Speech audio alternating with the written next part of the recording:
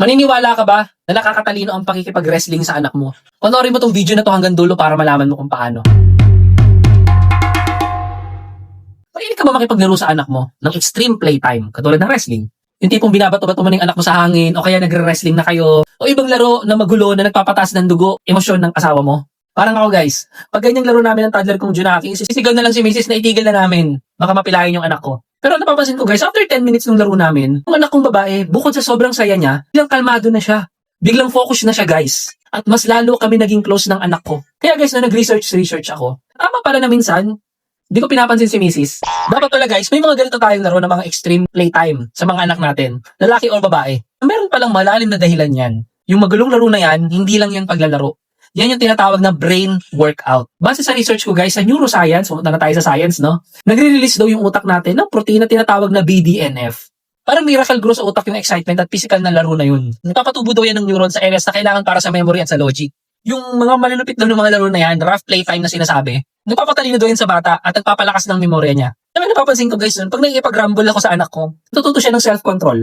Meaning guys, pag nakita niyang sumasakit na o nasasaktan na siya or ako, mag-i-stop siya. So, ang point lang natin guys, yung rumble, yan yung training ground ng anak natin para maging kalmado siya at mas matalino siya sa buhay kalaunan. Ang lesson learned ko dito, kung may pagkakataon, maglaro tayo ng mga rough plays kasama ang anak natin. Pero syempre, kailangan pa rin ng sapat na gabay, pagiging coach natin, at higit sa lahat, syempre dapat nasa ligtas na lugar tayo. Ito guys ang acronym natin for today, yan yung tatawagin nating ROLE, na madali nating matatandaan. It starts with letter R, regulate. Turuan natin sila mag-enjoy habang na-experience nila yung ganyang laro. Tapos ituro natin sa kanila na kumalma after ng laro. Yung state daw na yan na tinatawag ng siyensya na high arousal state, yun yung mataas na antas ng pagka-alerto. Sigurado ako na matututo yung mga anak mo na maging kalmado after ng extreme playtime na yan. Second letter natin guys, no? Observe. Tingnan natin yung mga cues. Kahit magulo yung anak mo, huwag mo hayaang masaktan siya. Kapag tinuturuan mo siya magbasa ng body language ng kalaro niya at ikaw mismo. Kapag hindi naman sa yung anak mo, stop mo na syempre. Third letter natin guys, no? Limit.